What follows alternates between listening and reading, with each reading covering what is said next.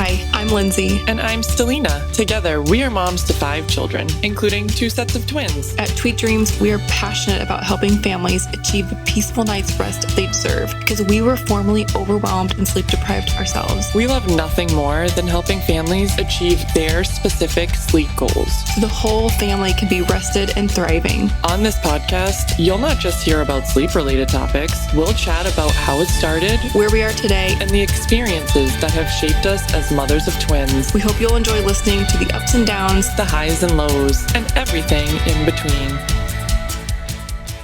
Hey, and welcome back to another episode.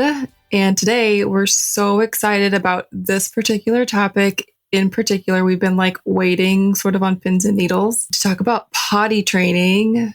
Ta-da! And we really didn't want to talk about it too soon because Stelina was in it. And I'm like, or actually you were like, let's just wait until I'm actually on the other side so that we can talk about some of this. Okay. Because I know, Stelina, you'll agree that I see wherever on Facebook or Instagram or whatever it is, potty training twins is really a big deal. And moms want to know, is there a secret? What's the right age? Do they want to do it at the same time? And so, yeah. Can't wait to talk about that today. And I'll let you sort of lead the charge because you've just went through it. And I also want to get your opinion on, because I know you listen to some podcasts or maybe had a lead magnet about a course, because there is those potty training boot camps. And I want to know your thoughts on that. And let's say however many years ago, 4 years ago, that really wasn't a thing, when my kids were doing that. Right. So yeah, give us the deets. Okay. So just for context, my twins are almost 3. So, it's January 4th today. You're going to be hearing this after this date, but today, as of today, they're almost 3. They'll be 3 on March 8th. So just a couple months. And how I approached the potty training was I didn't put too much pressure on myself, right? Around 2.5, I was like, all right, maybe we should start thinking about this, give it a try. They're definitely aware of what's going on. They kind of tell me if there's number 1 or number 2 sometimes, right? So there's definitely some more body awareness there. So around 2.5, I bought a couple of potties for the girls. I put them out into the kitchen, and it was very clear to me that, in my opinion, it was too early for them. Okay.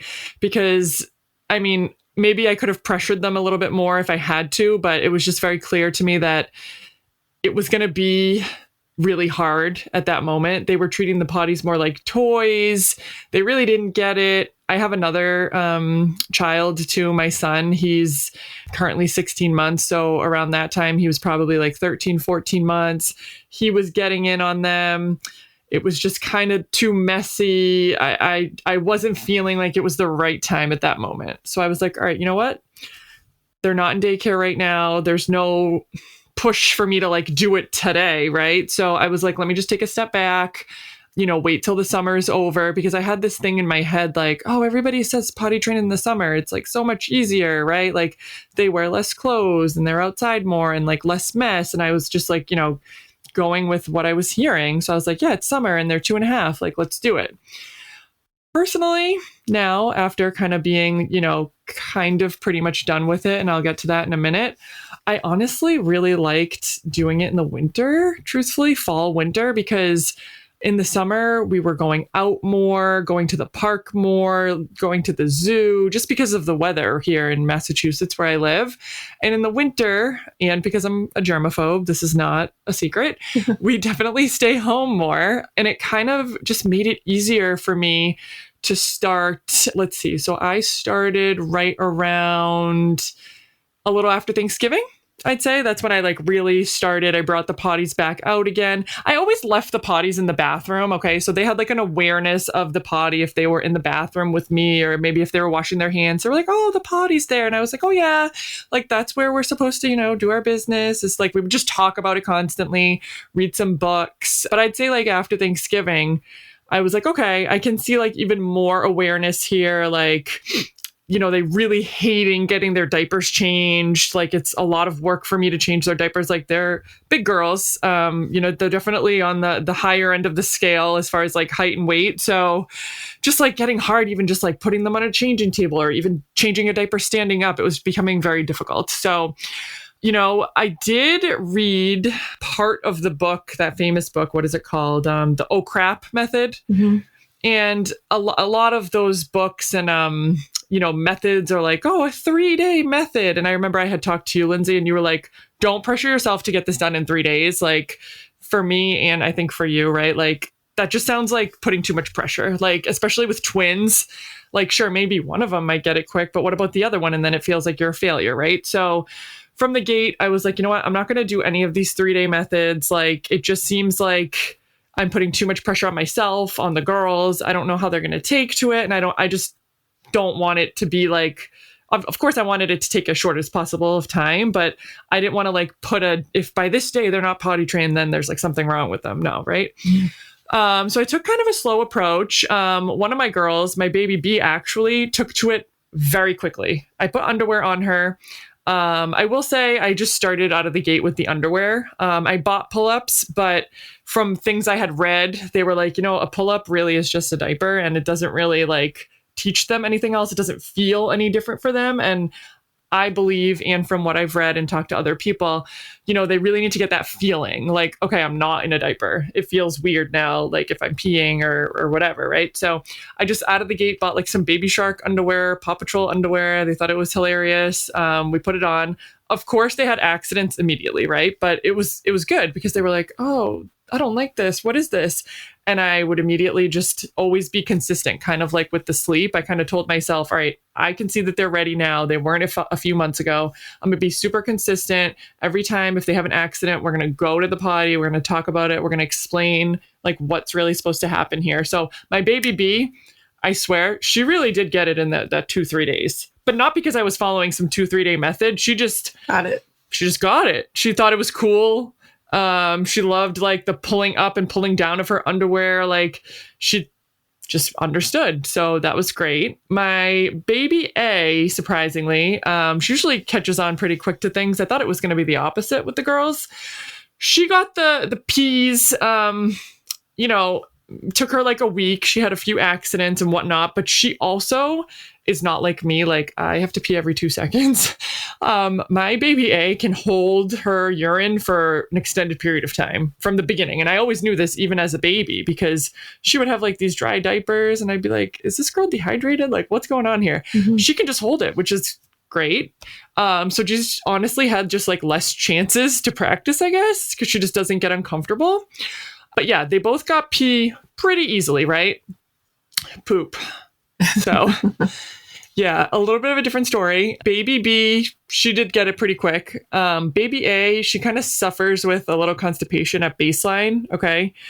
So right there, I knew it was going to be like a little bit more challenging for her. I tried some rewards like, okay, cupcakes, candy, whatever. Kind of worked. It kind of didn't. She kind of had like just this fear, I think, on top of it. She was fighting me. It would be something like, I know she has to go because I could just see the cues. Like, first of all, it had been a couple days. Second of all, she was just acting weird, like running around the house. Like she understood, like she didn't want to go in her underwear or her, if I had put a pull-up on her, she didn't want to do that. And sometimes she would have an accident. She'd cry because she understands like, no, like my sister is doing this differently. I need to be doing this differently, but it didn't click yet. So we gave her extra time. Honestly, what really worked was not the sweets for a treat. She loves chips. Okay. And I actually just thought of this recently. And me and my husband were both like, why didn't we think of this before? And, I don't like love bribery. And I wouldn't say I'm using this as like total bribery, but it worked. Okay. So I was like, okay, if we do poops in the potty, like mommy has chips. And I never give him chips. Like she's had chips a couple times in her life. And she was like, what? Hold on a second. I'm going to get chips. Is this like a potato chip or tortilla chip? What kind of chip are we talking about? Potato chip. So specifically barbecue potato chips. Oh, interesting. Because my husband loves those. So we have those in the house. And I think back in the day, he let them have a couple and we found out that she really liked chips. So, finally she gained the confidence. I also changed her diet a bit too. Like I was offering her a lot of foods that were, friendly for constipation, right? So I was giving her prune juice regularly. I still am actually. And that's hard with twins because my other daughter doesn't need the juice. But she obviously is like, well, my sister's getting juice. So what the heck? Like now we're just giving juice once a day, but it's fine. It's not that much, just a little bit of prune juice every day. Kind of like try to up the vegetables. There are some like snacks that you can give kids that have like some extra fiber in them. So, I kind of like was trying to make her body as prepared, I guess you could say, for her to be like as comfortable as possible, because I think there was two components. One was fear, and the second was just like kind of not wanting to do it and not being patient enough, right? So finally, she was able to do it a couple times in a row, and I can say, and I don't want to jinx this, I really don't want to jinx this, but even just this week, I'm pretty sure they're both like fully day potty trained. Okay, so Nice. they haven't had any accidents recently that I can think of. My baby A has had like number twos in the potty like 3 or 4 or 5 times in a row. Great. Like she's excited. So that's where we're at right now. My next step is getting them in the actual bathroom, right? So we have potties like kind of out in the open right now, just because with the twins and my son, like I don't want the girls like unattended in the bathroom just yet. Like it's fine. They've gone in the bathroom like with me or my nanny or somebody like present, but I'm kind of a little hesitant, especially if I'm by myself, to like leave my other child alone. Right. So that's the next thing. And then of course, the next thing after that would be the nights. So actually just this morning, my baby A, Vita, she woke up completely dry, which is amazing. I know. But I told you, she can hold it. Like, it's wild. I can't even do this. Like, I wish I could do this. I wake up like once or twice to pee. It's like, oh, so annoying. Oh, same. But and I mean, she drinks, yeah, she drinks, right? Like one of my twins is less of a drinker than the other one. I have to remind her, like, let's get some water. Whereas my other daughter, she's like constantly has her like support water bottle like next to her. And so that's me. Yeah, same. So I'm wondering if that has something to do with it. But no, she's just got like a evolved bladder or something. I don't know. It's crazy. Whatever. I mean, I think it's a positive for sure. Because I'm not like anywhere near the nighttime training yet in my head. So the fact that she's kind of doing it on her own, I was like very happy about. Hey, twin mom, we see you. When we say we get it, we really do. At Tweet Dreams, we are a team of sleep consultants who are also raising twins at home. Our twin sleep coaching packages are specifically tailored to your babies, making the journey of teaching independent sleep as stress-free as possible. Trust our years of experience working with twins so that you can feel relieved that the answers lie with us. Start by booking your free discovery call to learn more, because we can't wait to meet you and help you with your sleep goals. You can find the link to book your call in the show notes. So when she wasn't pooping in the potty, was it sort of she would hold it until she did get a pull-up on, like at nap time or nighttime, or was she just like having an accident in her underwear? So luckily we didn't ever have that situation that I know a lot of people have, like the kids will hold it until their nap or bedtime, and then they'll go in the pull-up because they know like you're going to put a pull-up on them for naps, right? She didn't do that. No, I think she was just holding it because she was kind of a little bit naturally constipated at baseline ever since an infant, right? I think it's just her bowels. And occasionally, like if I went out, like let's say we went to the zoo or something, I would put a pull-up on just in case, especially in the very beginning. We'd come home and she'd like run to the playroom, and I'm taking jackets off kids and stuff, and I'm my next step is going to be to like put their underwear back on, and then, oh crap, she pooped or something. Sometimes that would happen. Or she'd have like a little accident in her underwear here and there, but her awareness was always there kind of from the beginning. Like she'd be upset about it, like crying. And I never shamed her or anything. I was just, okay, like just try again next time. Like I would explain it. I would actually have her flush it in the toilet a lot of the time too, to just like, yeah, that's really helpful. Like, okay, like this is where this actually supposed to go. Like we're big girls now, just trying to reinforce like the behavior. And I didn't really want her to feel bad. I was never like, oh, this is not how we're supposed to be doing this. Like, what's that going to accomplish? Like she's trying the best that she can. Yeah. And right. Yeah. And I mean, I was frustrated a little bit because like, oh God, now I have to clean this. And like, seriously, one kid has it, the other one doesn't. And I feel like when you're in it, something like this, I would talk to my husband and be like, oh my God, like, is she ever going to get this? Like, the other one just got it so quick. And I mean, I say that now. I mean, in reality, it was probably like 2-3 weeks for the poop, Right. I'd say, to like really stick. In the grand scheme of things, it's not that long. But like, when I was in it, I'm like, especially when you have that side-by-side comparison, right? Like, Totally. baby B just got it. Like, Exactly. she just did. I was surprised. I was happy about it. But yeah, no. So answer your question, it was a little bit of both, you know, like the holding it and being scared. Yep. I also potty trained my twins at 2.5. There's kind of like a rumor out there that when your kids are in daycare, sometimes daycare potty trains your kids for you. Okay.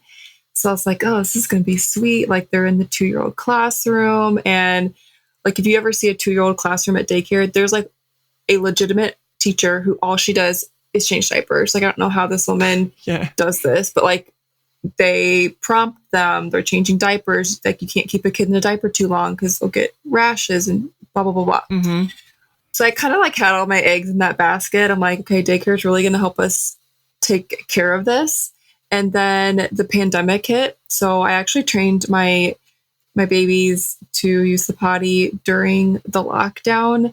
And in hindsight, it was probably a blessing, because even when you read like those oh crap books where it's like, we're doing this for 3 days. Like, who has 3 days? Like, if you're a double working family, like, are you going to wait for the holiday? And like, that's not fun, you know? And then are you really done after 3 days? And then you're sending them somewhere else and there's accidents. And so I find that to be sort of not in everybody's control. Okay.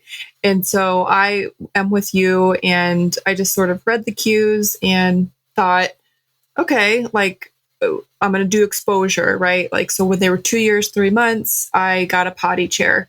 God bless the potty chair. I really do think that it's such a tool. And no, you don't need two. I know you might have had two, but we just had one. I believe it's on my Amazon list. It's like a white toilet. Like, it just looks like a toilet. Okay.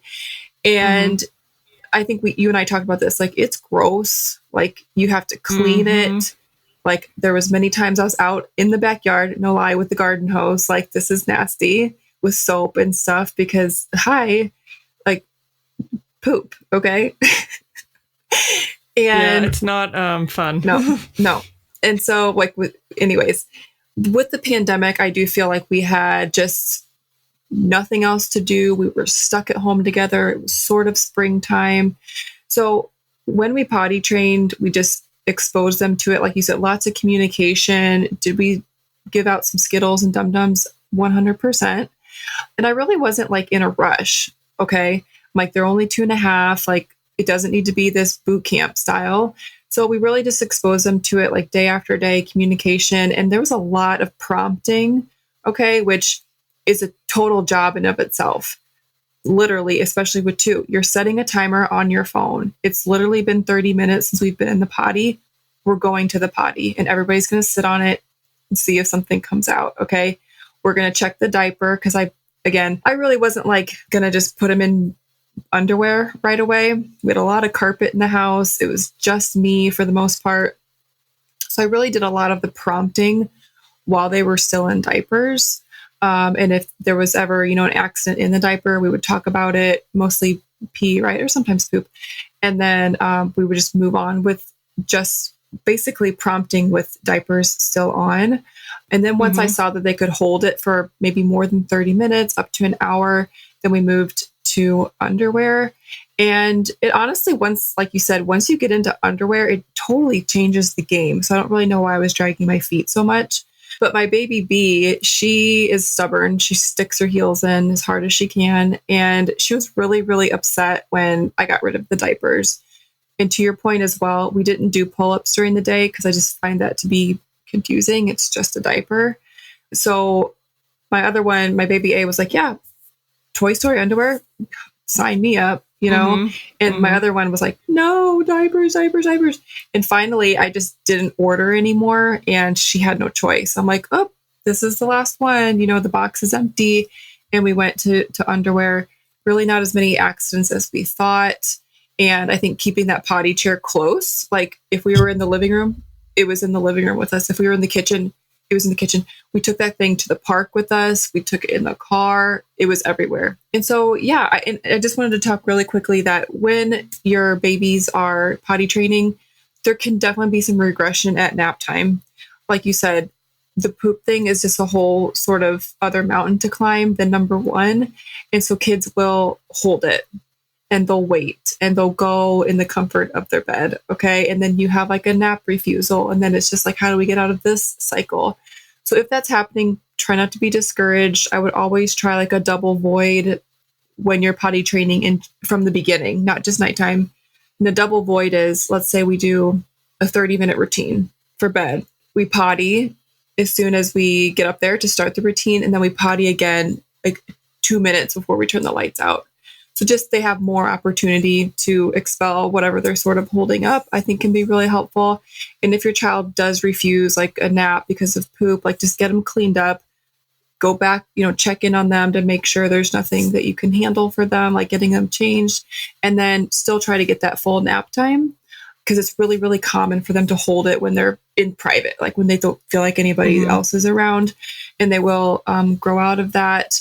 100%, let's keep a sleep sack on a 2-year-old because they're going to get curious about poop and everything else. And let's just keep the hands. Let's just keep it on. Let's just keep it on. Let's just do that. Yep.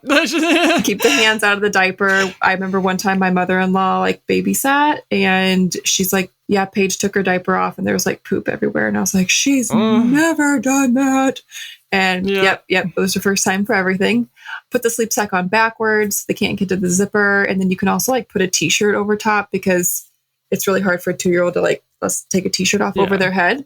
And so that can be really helpful.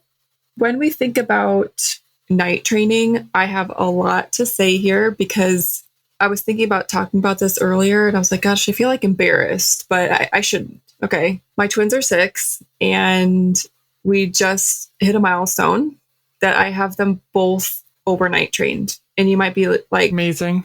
It is amazing. And I feel like I did feel like a failure. I didn't know why it was taking so long. I asked friends. I asked my pediatrician. I asked people online, like, what can I do here to get my daughter out of pull-ups?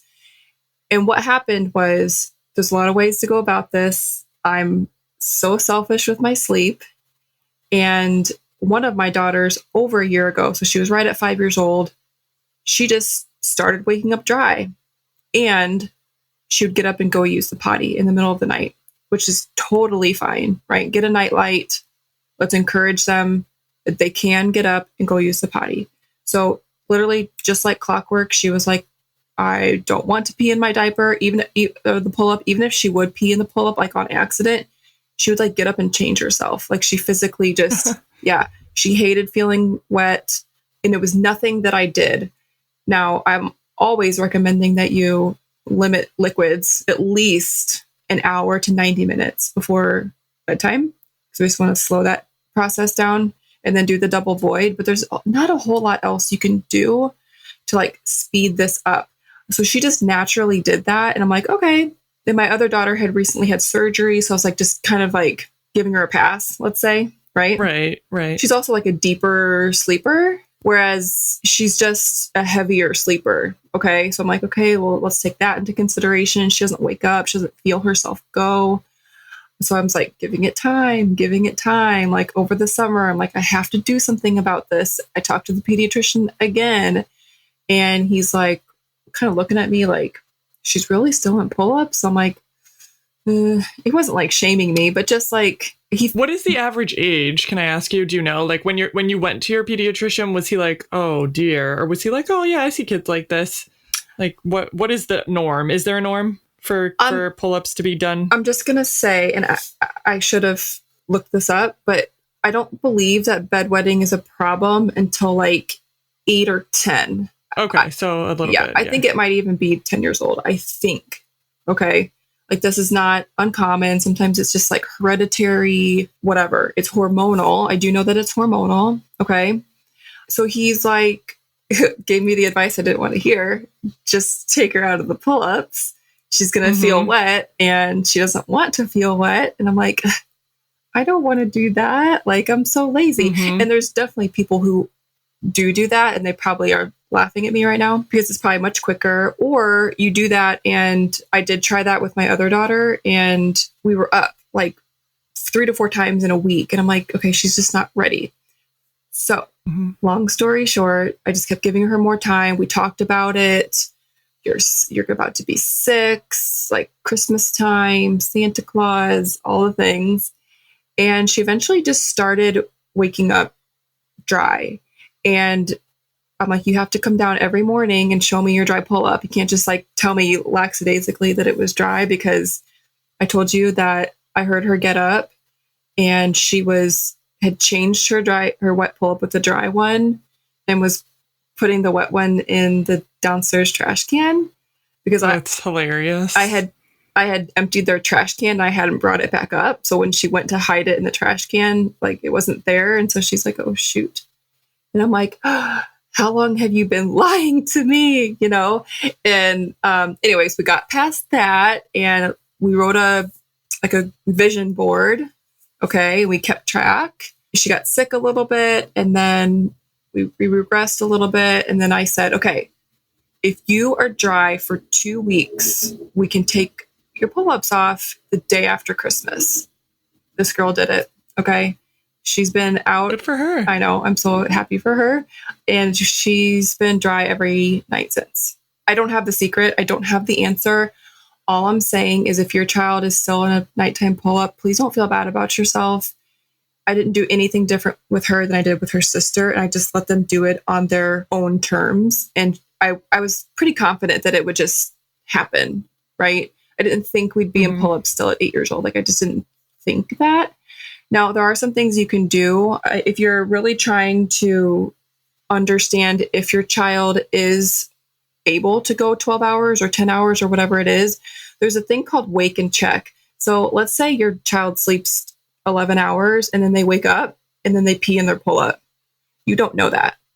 And so you're going to think, well, they peed at 2 a.m. So there is a strategy called wake and check where you'd actually go into your child's room like maybe 30 minutes before they typically wake up and check their pull-up. And if it's dry, that's really great. And that means that they're actually going the whole night, right? So that's one thing I didn't know about. And just for your own kind of understanding of like when they're actually, waking up and going, it can be really helpful.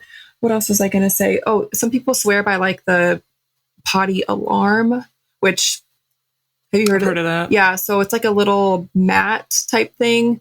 And like if it gets wet or warm or something, like it immediately will start to either like alarm or it'll vibrate. And I have heard people that have used it and it was really helpful, but I was like, I don't know. That kind of seems like a last ditch effort. And I thought, I don't know. I wasn't going to do that either, but I've heard that it works. Also, there's a lot of kids, and maybe your Vita will be just like this. You day potty train and she night trains herself. Hopefully. Exactly. It could totally happen. And you could have your baby be in a pull-up for a couple years. It's going to be a while. It's going to be a while for her because like in the morning, her diaper is wet. It's like a few peas. Like it's not that different than before.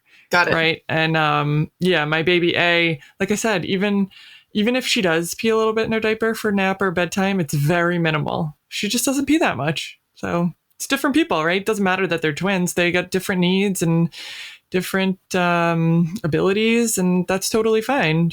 I find it's really good to meet them where they are. I will say this, though, kind of like with sleep training, I did want to potty train them at the same time, like for days, right? Like I wasn't gonna only potty train one and then just like let the other one still be in diapers today. Like I wasn't going to do that. So even though one of them was maybe ready a little bit sooner, I kind of just held off to do both for when I thought that they were quote unquote ready, because let's be serious, like potty training already kind of stinks. I didn't want to have to like reinvent the whole wheel again after the fact. I didn't know. So I did it together. Yeah. And I think for days. Sure. And I think that that's probably the best advice. Like if you're like, well, she seems ready, but he doesn't seem ready. Should I potty train her?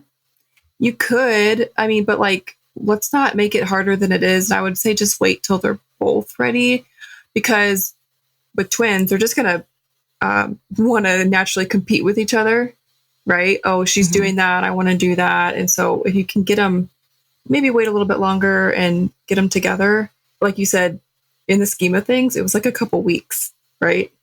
Right. It's really, it wasn't anything terrible. So yeah, I'd be interested to hear like if you've had success with like the 3-day boot camp style potty training. Maybe it's sort of like sleep training, right? You're just like, okay, we're doing this over like 3 days. We have some time off work, and it's like, yeah, like you said, it's the it's the quickest, but it may not fit your personality. And I think with potty training, there's just more threshold because it has nothing to do with your sleep, right? It's just like, we're buying diapers still. Like that was a big motivator for me. I was so tired of paying for diapers, like ×2. I was over it. I know, same.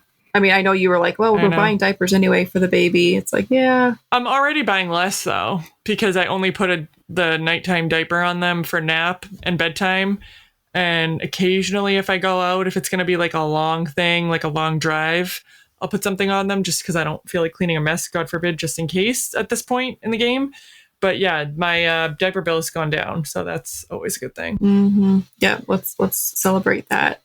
What brand pull-ups do you, or like... So I use Pampers. Those Good Nights, or what are those? So honestly, I'm still using a nighttime diaper for them, right? I have some pull-ups, but I actually like looked at the pricing, right? And I just decided to just only buy nighttime pamper diapers for everybody, if whoever's using, because I don't want to have to like be like, oh, this is day, this is night, this is a pull-up, this isn't. Because like we said before, a diaper is a pull-up, and like they're not doing any of the like up and down with the diaper. Like I put it on for the nap, and they're like, oh, we only wear this for sleep. And I'm like, yep, we're just putting this on for sleep. Like that's it. And then I just take it right off, when have them go potty after their nap or bedtime or whatever. Just this is because I have a unique situation too, where I have like another baby who's younger, who's still in diapers. And for my own sanity, I don't feel like trying to find a pull-up, trying to find a day, trying to find a night. So the price is like almost the same for everything that I looked at. So I just buy like one brand of Pampers nighttime, and like that's what we're doing here. Yeah. Oh no, that totally makes sense. It's like, wait till your twins get in different sizes. Like I'm sort of living that. And it's like, oh my God, I don't like this. So yeah, keep it simple. Luckily they're all the same size. Luckily for diaper too, I find that's helpful because you can kind of stretch the diaper, right? Like, you can tighten it. So all my kids, my twins and my 16-month-old are all in a size 6. That's the size we're buying right now. So I try not to overcomplicate my life, if you haven't realized. No. I feel like I got a lot going on already. So if I only have to think about like buying one kind and one size, I'm just doing that. Yeah, no, it makes total sense. I'll just add, like, we liked pull-ups. I'm actually looking at a box of them right now. I tried like the Good Nights and like off brands, and I just felt like we had leaks, especially with the daughter who took forever to overnight train. And so, yeah, I really just like the pull-up brand. I have like a box and a half that I can just give to some nice woman maybe on the street and be like, here, you can have these. We're finally done with this chapter of our lives. So we don't have all the secrets, but we do have our experiences. And I hope that this episode was helpful. Like, we've been through it. And I really wanted to wait to record this because you were like just on the brink of it. And so was I. And I was like, let's just get past these couple little roadblocks that we still have so we can like talk about it with confidence.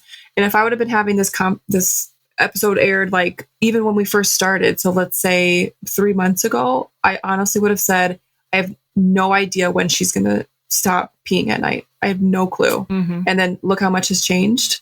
So, and I'm sure you could say the same thing. If we would have had this conversation in October, you'd be like, yeah, they're going to be like 7. It's going to be like 5 years old. Yeah, we're never getting it done. Exactly. But no, that's not the case. Kids are so smart, right? We need to give them credit. With consistency, I feel like they can really achieve so much. Totally. So thanks for listening, guys. If you have been enjoying listening to us, we really, really appreciate any 5-star reviews on like Spotify or Apple Podcasts. We have over 600 downloads right now, which I think is really exciting. So again, thank you so much for being here. Thanks for listening, and we'll see you next time. Bye. Bye-bye. If you liked this episode and conversation, be sure to leave a review or rating. Share it with a friend on social media or a family member. It's our goal to reach as many parents of multiples and singletons alike. You're not alone in your parenting journey. If you'd like to hear about a specific topic or have an episode idea, please feel free to message us. We're here to help.